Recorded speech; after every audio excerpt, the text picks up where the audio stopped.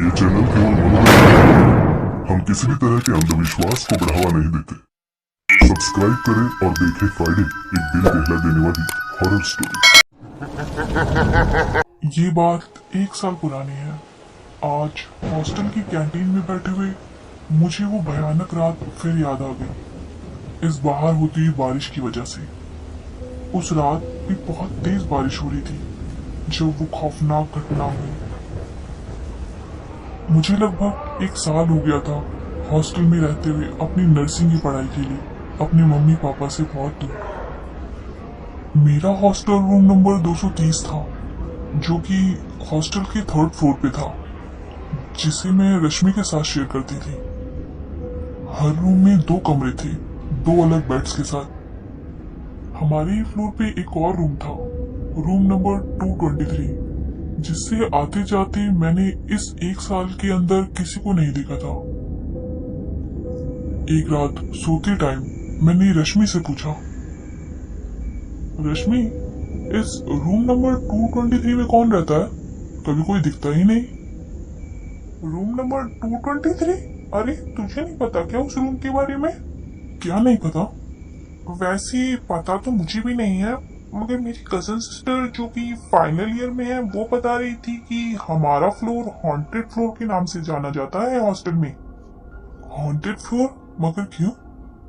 हाँ, कहते हैं कि 2 लड़कियों ने उस रूम में सुसाइड कर ली थी। उसके पास से जब भी कोई स्टूडेंट वहां आके रहा, वो यही कहता था कि वहां उन्हें वो अभी भी लड़कियां दिखाई देती हैं। तब से ये रूम किसी को अलॉट नहीं होता है। तो तूने मुझे ये बात कभी बताई क्यों नहीं? मुझे लगा तुझे ये बात पता होगी। मगर तू डर मत, बस उस रूम से थोड़ा दूर रही हो।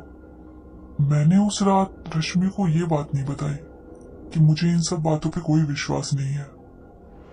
अब उस रूम की सच्चाई जाने हुए मुझे 3 महीने हो गए थे, मगर अभी तक ऐसा कुछ नहीं हुआ था जिससे रश्मि की बात सच लगी।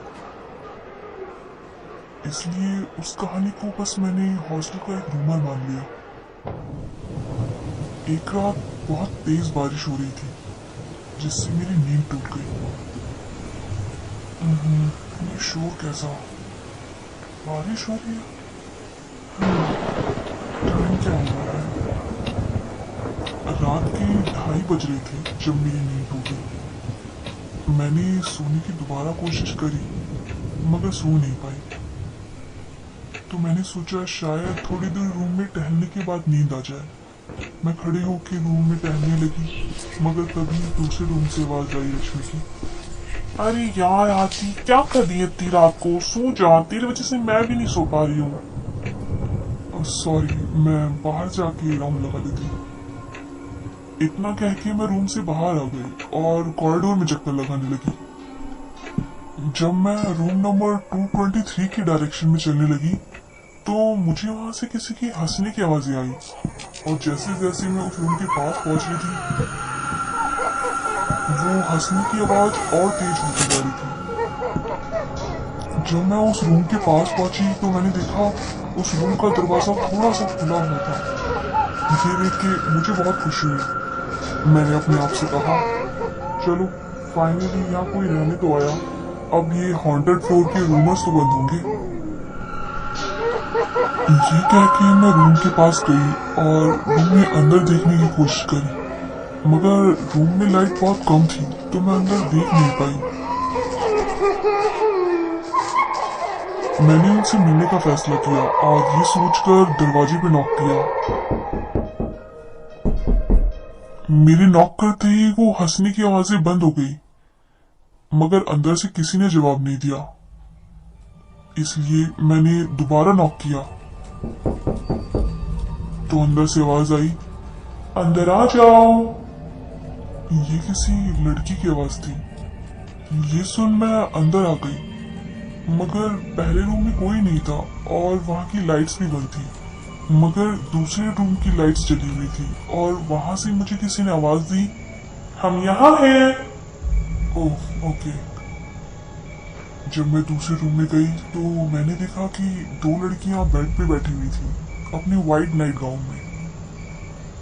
हाय, मैं आरती हूँ। आपका क्या नाम है? अंजलि।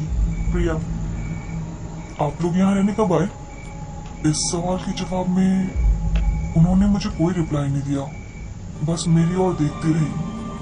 और कुछ देर बाद उनमें से एक लड़की ने मुझसे कहा, हम एक गेम खेल रही है, तुम भी खेलोगी?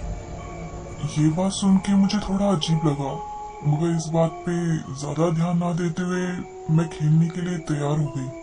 गेम? हाँ जरूर, क्यों नहीं। तो ठीक है, उस टेबल पे से एक पेन और एक पेपर उठा लो। उनके बेड के सामने ही एक टेबल था और टेबल के ऊपर एक मिरर। मैं टेबल की ओर बढ़ी और उस टेबल पे से एक पेन और पेपर उठा लिया और बस एक पल के लिए उठते टाइम मैंने मिरर में नजर डाली और जो मैंने मिरर में देखा उसे देख के मेरे होश ही उड़ गए। मैं बहुत तेज डर गई थी।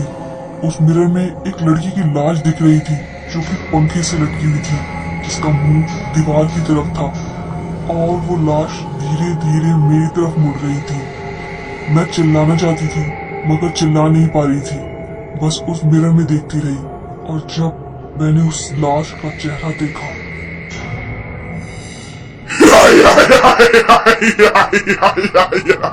तब जाके मेरी चीख निकली।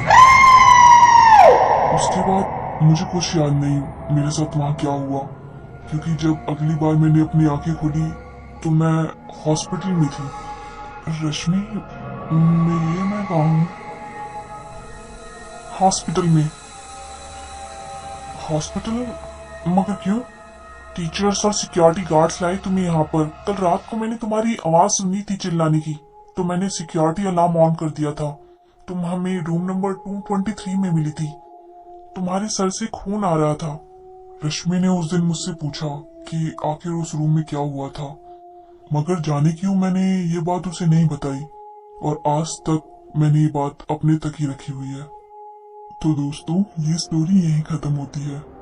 मुझे उम्मीद है कि आपको हमारी स्टोरी बहुत पसंद आए होंगी। और फ्रेंड्स, जिस तरीके से हर वीडियो में आप लोग हमें अपना प्यार और सपोर्ट दिखाते हैं, उसे देख के हमें बहुत अच्छा लगता है। ये कहानी आपको अच्छी लगी हो तो हमें सब्सक्राइब करें